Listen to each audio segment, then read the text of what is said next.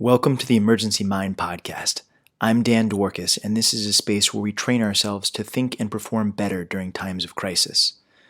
ER doctors or not, we all face emergencies in our lives, and this podcast is all about getting better at acting during times of uncertainty and stress and learning how to apply knowledge under pressure. So listen up, train hard, and enjoy, because you never know what's coming your way next. To learn more about building your emergency mind and to dig deeper into many of the concepts we get into in this podcast series, head over to our website at emergencymind.com. Okay, this episode is just plain awesome. My guest is Dr. Dan McCollum. Dan is an emergency doctor who's board certified, and he's one of the associate program directors at the Medical College of Georgia at Augusta University. Dan is a seriously deep thinker. He has a self-professed love for open access medical education, Stoic philosophy, metacognition, and a good imperial stout. It's hard to really summarize all of the things we go into because there's just so much depth in this episode, but we focus mainly on the role of Stoic philosophy during emergencies. We talk about meditation, about the discipline of constantly learning and being a student, and about how to not make hard things impossible. In case you can't tell, I'm pretty excited about this episode. I really hope you enjoy. As always on this podcast, our mission is to dive into applying knowledge under pressure, not to provide specific medical advice. Additionally, our opinions are our own and not those of our respective employers. All that said, let's get to the episode. I hope you enjoy. All right. Well, Dan, thank you so much for coming on and talking with us. I've been super excited to sit down and dig into this with you, and welcome to the podcast. It's an honor to be here, Dan. Thanks a lot. Right on. We'll get this Dan thing out of the way right at the beginning. Yeah. Phenomenal. So we first started talking about this idea of coming together to do this episode, and part of it had to do with sort of thinking during emergencies and thinking under pressure, and part of it had to do with Stoicism and sort of our mutual love for the Stoic philosophy. So why don't we start there, actually? How did you first get introduced to Stoic philosophy? What brought that into your life? So there was a lecture at the SMAC conference by Scott Weingart called Kettlebells for the Brain. And the two overall thrusts that he was talking about was both the Stoic practice of thinking of bad things in advance, the premeditatio malorum that we might discuss a little bit later, as well as some meditation practices. And it was one of those things that I kind of found a way of, hey, I should look into this a little bit. And I didn't really do anything with it for about a year or two. And just over a year ago, my father passed away. And sorry to hear that. Oh, well, thank you. But, he was on hospice for a while. He had cancer. And right after he passed away, I was kind of looking for, there's got to be something here to help me kind of in the healing process a little bit. It was good to spend some time with him, but I needed something more. And, I was just looking through the books that I was supposed to read on my to-do list. And I stumbled across a book by Irvin that was talking about Stoicism. And then I just got hooked. It was called A Guide to the Good Life. Mm-hmm. And I just really went down the rabbit hole of, this book was great. Let's turn to the primary sources. And much to my surprise, the primary sources for Stoicism are just phenomenal. Like, they're just such good books in a way that I didn't find with some other philosophical classics that I dealt with. Yeah, that's I completely agree with you. The primary sources of Stoicism are amazing. And so when you went to this conference, the SMAC conference, you were already where in sort of your emergency life? So at that point, I was kind of a junior, like freshly minted attending. Okay. I mean, I'm only 6.5 years out right now, so it's not like I'm old gray hair or anything like that. But at that point, I was still fairly fresh and sort of get my feet under myself. Nice. And was that the first time that you'd ever heard of Stoicism, or was it something that had crept up in some form before? So I've been a amateur philosopher for some time, not in a really organized way. I was the kind of guy that nearly accidentally got a philosophy degree at school. I was very disorganized, and I just kept taking all these religion and philosophy courses. But it was really more of just a vague interest in the deeper stuff than a systematic exploration. Gotcha. And so you got exposed to this stuff and you started digging in. What was the first sort of primary source that you read? It's got to be the Meditations of Marcus Aurelius, which honestly is to this day my absolute favorite book. It's totally amazing, right?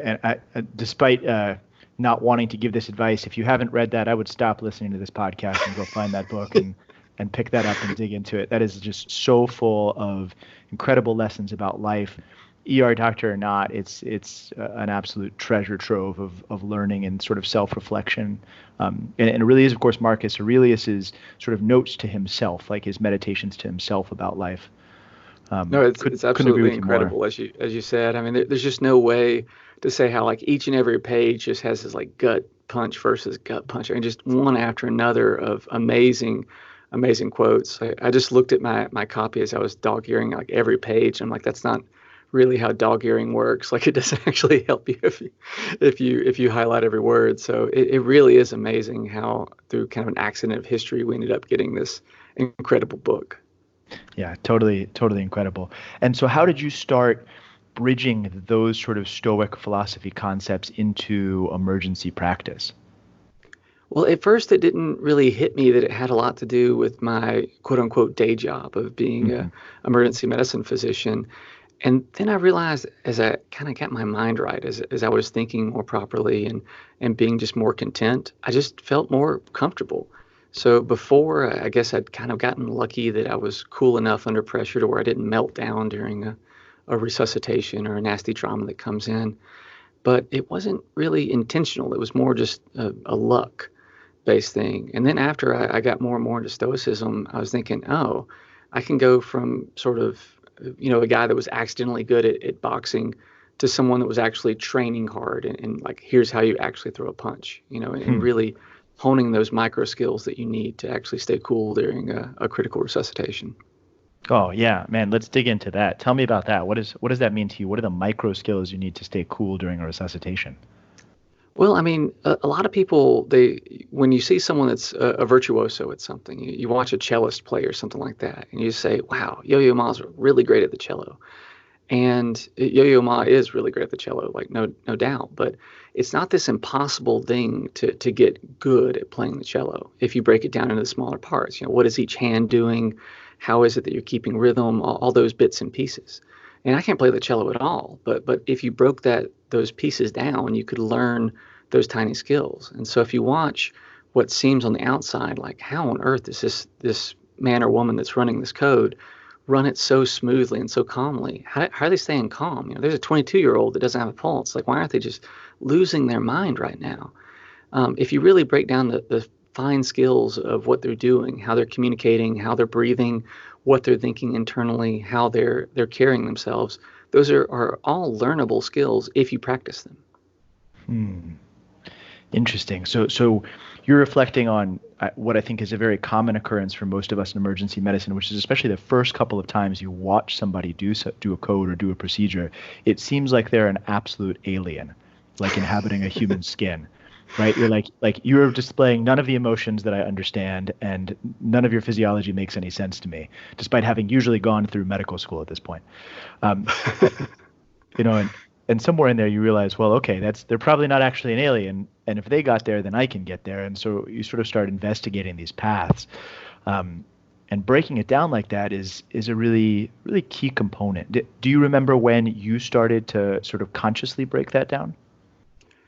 It really wasn't in the same time that I was reading more and more like the meditations and whatnot, and sort of applying different approaches to it. So I was getting into meditation at the same time, Hmm. and thinking of slow breathing, whether you call it tactical breathing or square breathing or whatever you call it, just taking a deep breath and sort of checking your own pulse.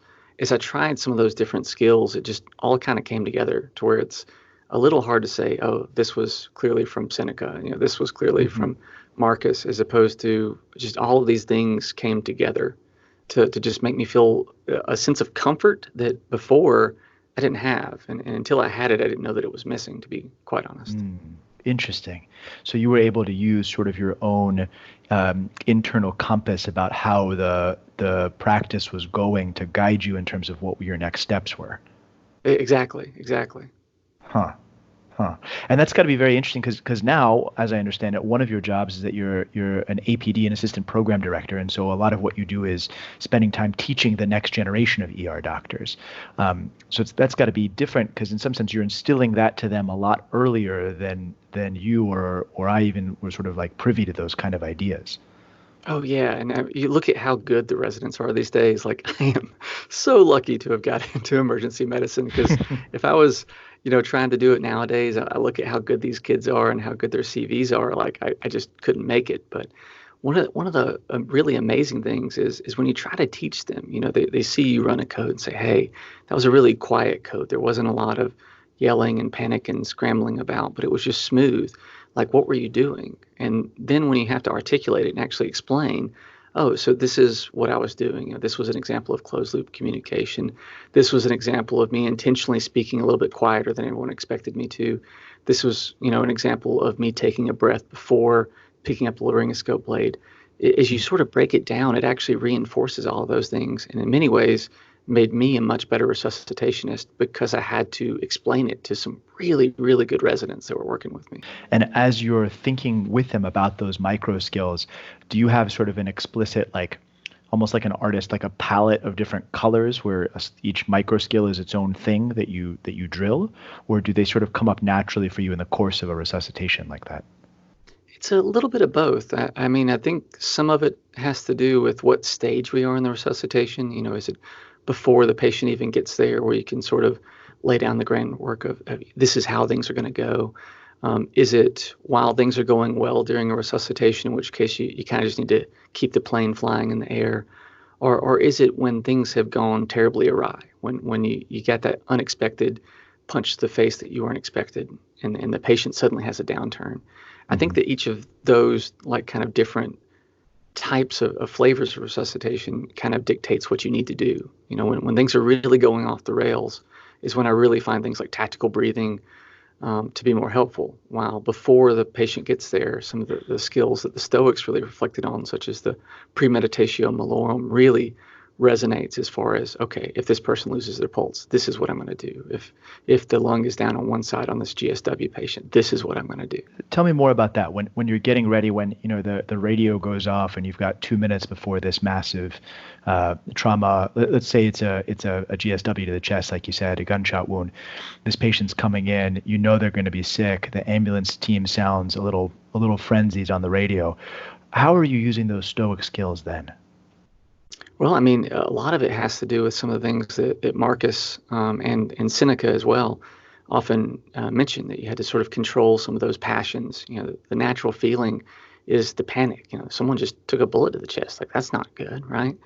And instead just sort of True. just sort of slowly catch it and just like, hey, it's natural for me to have that initial fear. That fear of my patient might be really sick, that fear of I might fail in front of everyone, that I might not be good enough. But just because that happened doesn't mean I need to accept that as a truth, that I can say, no, I've trained a long time for this. I've really practiced a lot for this. I am ready for this. And to sort of accept that, sort of locus of control, that what is and is not out of my control, that I can't dictate whether that bullet actually passed through the heart or if it went harmlessly off of a rib and everything's actually totally fine. I can't control that, but I can control my readiness and my team's readiness to be ready to do a thoracotomy if we have to. Yeah, I'm bouncing back and forth between thinking about the Stoic point of view to that and remembering these individual cases where those moments come up, because you can read the Stoic philosophers and you can front load these ideas, and then you get in there and it's actually the blood and the screaming and the everything else. So how do you bridge that? How do you map these ideas that you read directly onto that patient? It's honestly a lifelong practice. And that was one of the things that really drew me to the Stoics, is if you look at some other philosophical schools, they act as if you just think perfectly, everything falls into line. And the Stoics really talked a lot against that it was a practice, that you go out there and you get your hands dirty and you get your nose bloodied. You go out there and try stuff. And by doing it, you actually learn the philosophy more than just thinking correctly, like a Plato might tell you to do. It really was a lot more about you just keep going at it again and again. You try it in resuscitation after resuscitation and learn from when you came up short, when you did panic, when the airway didn't go the way you expected, when you did lose your cool because the trauma surgeon was a little grumpier than they might have ideally been. Yeah, there's this Indian philosopher, Krishnamurti, that I really enjoy, who wrote this book, Think on These Things. And one of the things he says in there is that there is no truth apart from daily life. There's no theoretical sort of abstract truth that doesn't apply to the dirt and the days that you spend in it, right? To being there in the middle of it. Now, you mentioned previously reading quite a bit of other classics and sort of being an almost accidental philosopher, um, which is a great way to put that. What other sort of, or I guess I'd ask, are there other lines of thoughts sort of outside Stoic philosophy that have really influenced you, sort of both in or out of the emergency department? I mean, there's a dabbling here and there. None of them resonated even nearly as much as the Stoics. Some of the Enlightenment philosophers, Hume and Locke and whatnot, were influential in some ways, but those were almost more of sort of hobbies than like something that's really going to change what I do in the emergency department. Some of the Eastern philosophies that sort of bridge more into religion. I think there's some beautiful Taoist stuff out there. The Tao Te Ching is something that just has a lot of beautiful things in it. And I think that has a little bit of impact on how I carry myself in the department, but it's a little bit less direct because one of the things the Stoics did so well was just really spell out specifics of this is a direct practice that you ought to do. And that's honestly missing from a lot of particularly the modern philosophers. When you're teaching your residents some of these ideas, sort of no matter what stream they're coming from, do you actually directly quote the Stoics? Because I'll couch that slightly by asking, sometimes I think my residents are a little sick of me talking about Marcus Aurelius in the middle of a shift. I wonder if you have that same thing.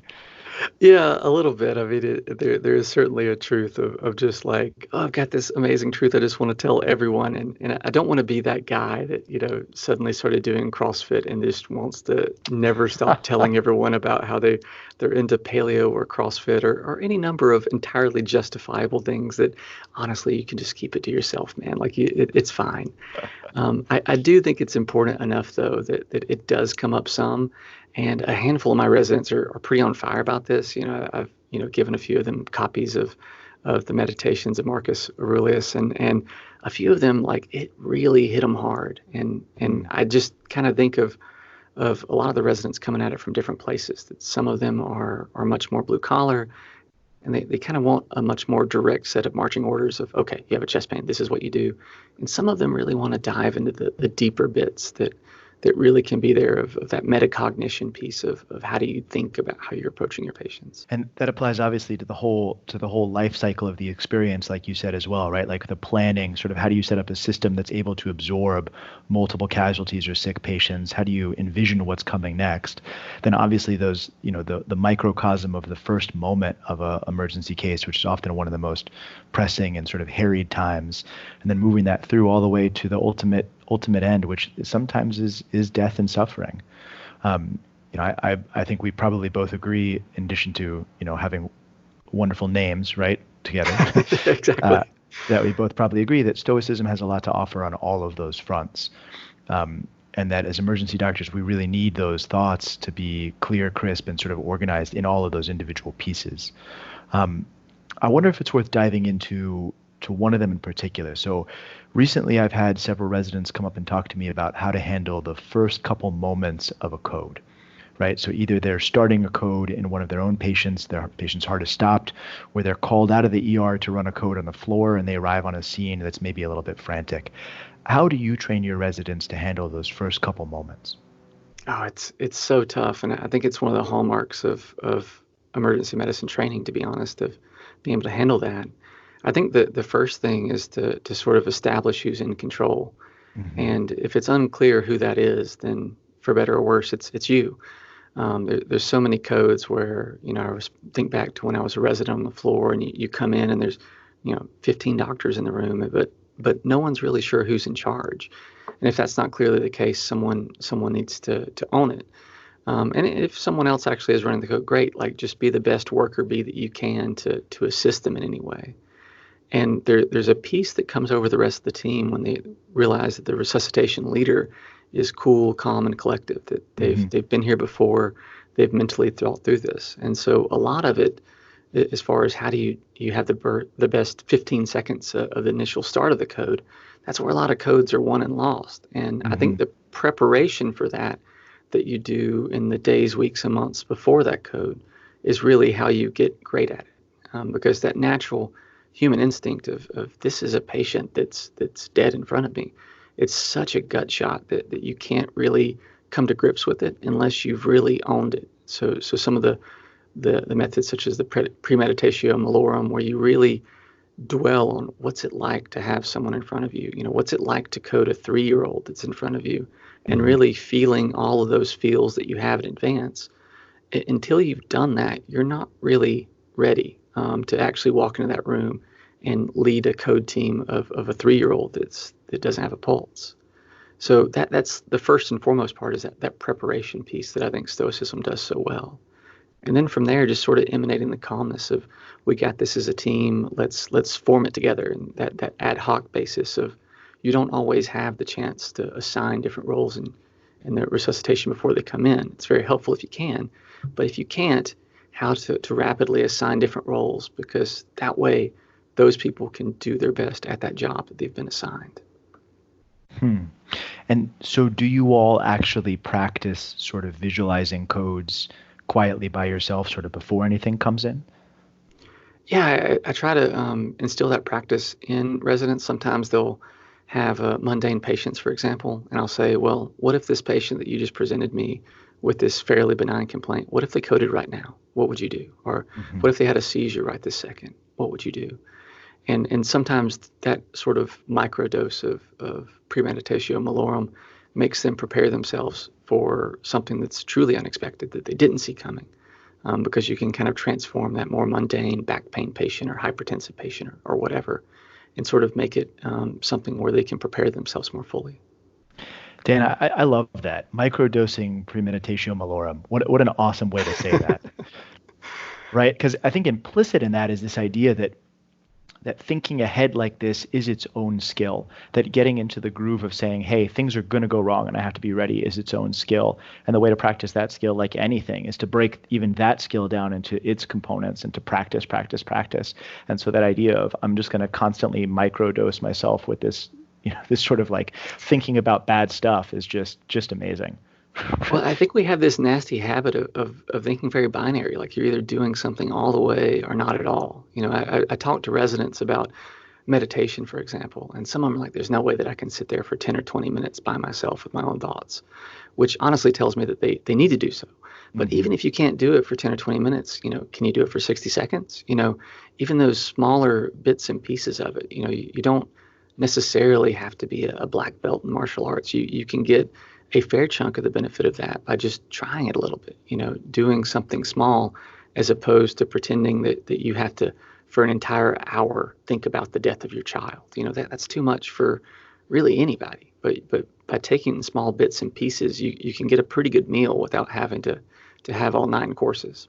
For sure. And if you're listening to this and you're not familiar with some of the Stoic philosophy, that idea about thinking about the death of your own child is a very formalized Stoic practice that sort of gets you into the idea of remembering that all of the stuff that is around you might be lost one day, and in fact, over a long enough time frame, will be lost. And so that allows you to sort of introduce into your own life these disturbances and think through how you would handle them. Because sort of implicit in that also is this idea that comfort is not the goal, right? Comfort is the enemy in some sense, especially for ER doctors, right? We have to be ready to always be uncomfortable and to throw ourselves into these uncomfortable positions. And so, again, to borrow your words here, we constantly microdose ourselves with discomfort in order to get ready for that. Absolutely. I want to go back for 1 second to meditation in particular. Um, that's a thing that many folks on this podcast have talked about in the past. How did you get into a meditation practice, and what does that actually mean for you? So I started and failed multiple times of doing it on my own. I just didn't have the discipline to do it. To be honest, I didn't see the initial benefit the first handful of times I would do it. And so I had these aborted attempts where I tried for a week and then it'd fall off the wagon and then Hmm. have to come back to it again. I personally found a lot of help with the Sam Harris Waking Up app. That's Hmm. personally what worked for me. And it honestly is, it's not that I would tell others that they need to try this, but I think a lot of the apps help a lot more than reading on meditation, which I'd done a fair bit. And the books don't seem to resonate as much as like an app-based thing, because it really makes it easy to at least get started. And if you find a voice that works for you, or a particular style or approach that works for you, both your toleration of mysticism versus hard rationalism, or even just someone's voice bugs you, like that's not going to be a successful guide for at least your initial meditation attempts. Hmm. And did you start either through those apps or otherwise just sort of in the same way of microdosing, just starting a little bit every day, or was there sort of like a jump in the cold water, both feet first, sort of shock initial part? For me, I had to actually jump in the water for this one, and the water wasn't very deep. I wasn't doing any, hour-long meditations initially or anything like that. It was all 10 minutes or so to start with, but really it was much more of a daily habit type thing of every single day. I'm going to do this for at least 10 minutes, even if I'm tired, even if I've got a shift that meant that I couldn't do it until 9 o'clock at night or something like that. Every day I just had this commitment, and that was really the key to open the lock of me just being a regular meditator. Is I'm not allowed to skip a day. Do you meditate on shift ever? I rarely have time, to be honest. Hmm. Our particular shop is fairly busy.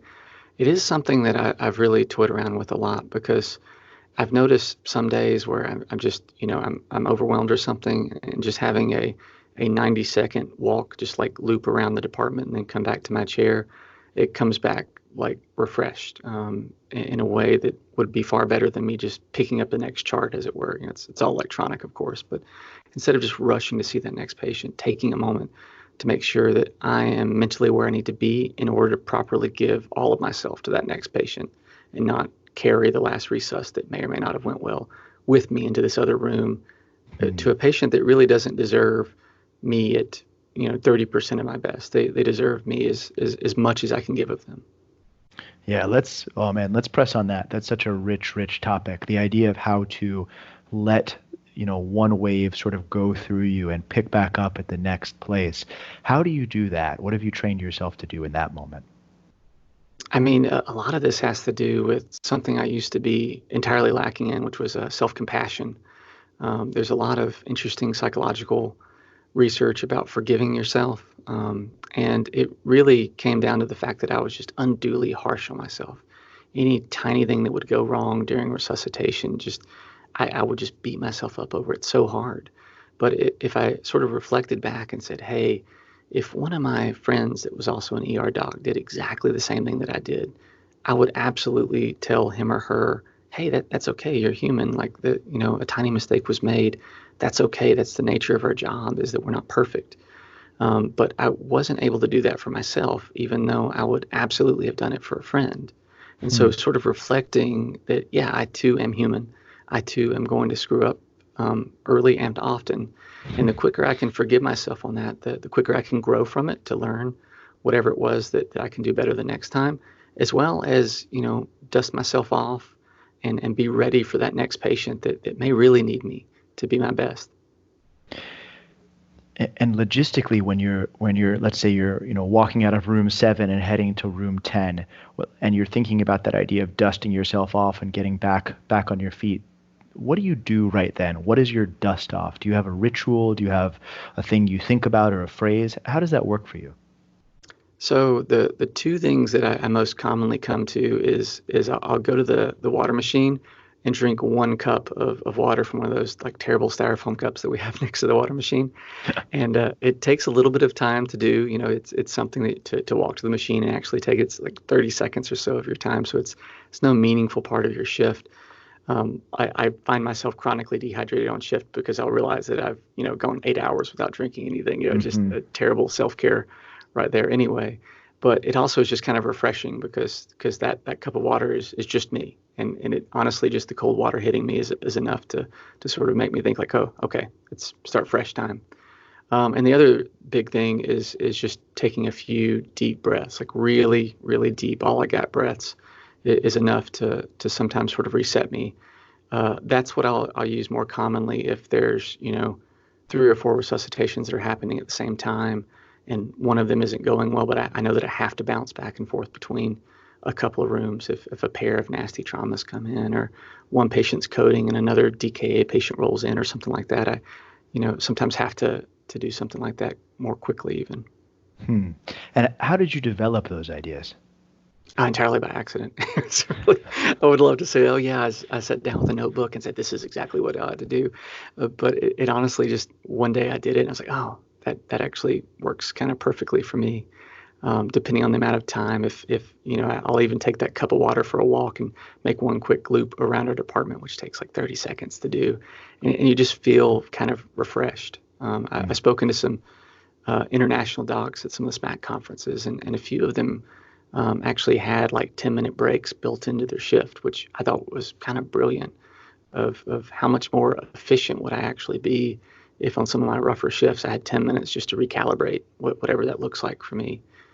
How much better would I have been all shift? And it honestly makes a lot of sense to me and is a little bit of indictment of our constant false belief that by just running to the next room, we're going to become more efficient as opposed to making sure that you're ready for that run.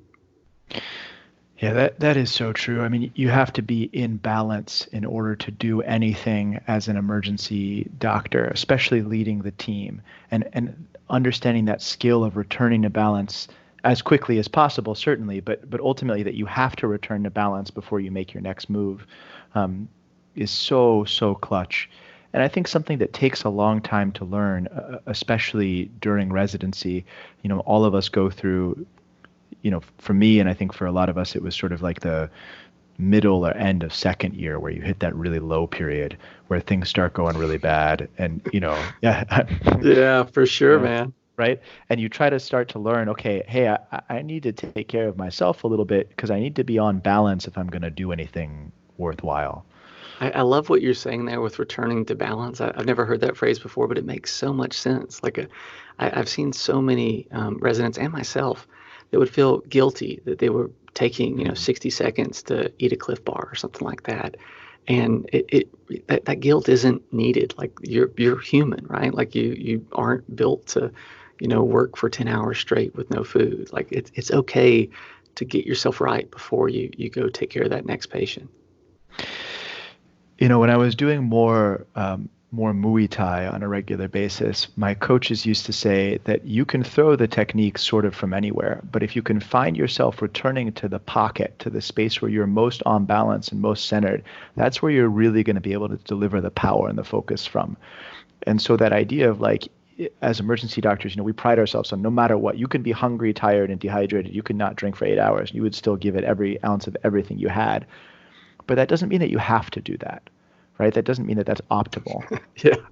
No, that's so true. Like we catch ourselves, and I still believe that you do sink to the level of your training instead of rising to the occasion. Like I think that there's a lot of truth to that, but that doesn't mean that, you have to try to hit a major league fastball while you still have the weights on your bat. Like there's no need to make this impossible job even harder by like, yeah, I could go see that chest painter while in a completely dehydrated state. Does that make any sense? But we see ourselves doing this all the time. In episode 3, I think it was, I was talking to Amy Hildreth, a friend of mine who's an ER doctor in the U.S. Navy, and she said something very similar. So you just said this idea of don't make the hard impossible, which is great. There's no reason to make this job harder on ourselves, or to make any emergency situation harder than it has to be. Dr. Hildreth says it slightly differently in some sense, where she goes, try to avoid unnecessary opportunities for failure. Try just not to shoot yourself in the foot, essentially. And I think that a lot of what we do in terms of our ability to function at a super high level, in part is just doing that, is not taking a hard thing and make it impossible, not take a hard thing and unnecessarily fail at it. And I wonder the link between that and what you were talking about sort of earlier on in terms of the day-to-day habits of thinking to yourself and sort of metacognition about how you think. So how do we do that, right? How do we catch ourselves making hard into impossible? How do we catch ourselves failing unnecessarily? And how do we start learning how to do better? I mean, it's a really fascinating question. I mean, I think so much of my job is about doing a huge number of tiny things properly, as opposed to the one big thing. Outside the room, if you've never intubated a patient, it looks like an intubation attempt is just this one me putting the tube through the cords, and that's all it looks like. But it's really, 20 tiny things that you had to do right, from the exact way that you position the patient to what you did with their jaw to how you swept their tongue out of the way. And I think a big part of that, not making it unnecessarily hard, is just catching ourselves before we make half a dozen tiny errors that would make that intubation nearly impossible. By just making sure that we, ritualistically go through the same steps every time, so that it would be unnatural for us to walk up to a patient and them not being pre-oxygenated before we try to intubate them or something like that. Because those habits sort of add up over time, and then as they become more natural, eventually you are intubating like a pro, to where that person outside the room that doesn't know what you're thinking and doing would say, "Oh, that just seems so smooth," when really you're thinking like, "Oh, there's like the 30 little tiny things that I do every time before I attempt an intubation." Right. And out of those 30, probably in any given intubation, some of them are totally on autopilot once you've intubated a lot. Some of them are, devoting some of your focus to. Some of them are maybe under experimentation, where you're saying, hey, this one piece I'm really tinkering. I've got the hood up on part number 36 or whatever it is that I'm trying to figure out exactly the right way to do this. What's like that for you? What parts of your sort of approach to resuscitation, or to the really deepest cases, what parts are under experimentation for you? I love that question, actually. Some things are almost more science-based questions of what's the ideal way to pre-oxygenate patients before you intubate them. You dive through the literature a little bit, and, try this and try that. Is nasal oxygenation the way to go? Should I be using a PEEP valve on a BVM? Some of them are more that way. But increasingly, a lot of them are just the ways that I communicate with the team. So the concept of a 0-point survey, of discussing with the team before the patient rolls up. While we're waiting on a trauma patient to come in, exactly what language am I using when I'm talking to the trauma resident that's coming down, and the nurse that's in the resus bay with me, and so forth. A lot of it has to do with that exact phrasing, exactly how do I refer to people? How do I ask them what their name is in a smooth way that doesn't make it obvious that, no, I actually don't know that resident's name. that type of stuff is really what a lot of is actually under the hood, like I'm tinkering with it right now. And as you're doing that, how does experimentation work for you? Like, do you have the equivalent of a lab notebook where you're really sort of digging into the effects of these different experiments? Or is this more of, hey, I'm going to try 10 things today and just sort of by gut or feel pick the one that has the best sort of mojo to it, for lack of a better word? Well, before you asked me that question, the answer was no, I did not have a lab notebook. But now I'm really excited about the idea of trying that out and seeing, because yeah, honestly, like I'll find myself forgetting some things that I used, and then like falling back on it like months later. It's like, oh yeah, that's the right way to talk to those folks. But a lot of it is, for better or worse, gut feel, and I think a lot of the most fascinating bits to me of the task of medicine is farther and farther away from the sciencey bits, which I love EBM, and that's what a lot of my lectures and whatnot are on. But exactly how we communicate to patients, their families, the staff, and whatnot, that's a lot of what's under the hood that I'm still playing around with. And to be honest, I mean, your podcast is certainly a step towards some bits of that. We don't have nearly as much direction on that as we do towards the more mundane sciencey bits of, oh, you have a pneumothorax, what should you do? We have lots of information on that, but precious little about exactly how do you carry yourself about, how do you talk to nurses, and how do you talk to patients. But that's, probably 90% of my job, if I really get down to it, about whether it was a good or bad shift, is how those social skills and those communication skills actually work. Right. And what are those components, the hidden almost components of the whole act that really make the biggest difference in there? Because you're right that some of them are science driven, but so many of them are still open ended, and there's not a real answer in any meaningful way. In part because people are so different, and each of us, it's up to each of us to figure out our own path through it. The episode hasn't come out yet, but what's going to be episode 12 is with a wonderful doctor at LA County, Emily Rose, who talks a lot about the idea of each of us running our own race, and the idea that each of us is out here to try to figure out our own path through this mix of humanity and medicine and everything else. It's beautiful. Oh, it's great. Yeah, she's awesome. And part of that, I think, is the idea that it's up to each of us to experiment for ourselves to figure out what works. And I think this is really hard, especially at an academic teaching center where we're so used to having it be that, the attendings have the knowledge and we help the residents get the knowledge, as if it's like a one-way street like this. And I Hmm. think in reality, it should be much different than that. It should be the idea that all of us are ER doctors who are trying to get better. And if we're all trying to get better, we all must be constantly experimenting.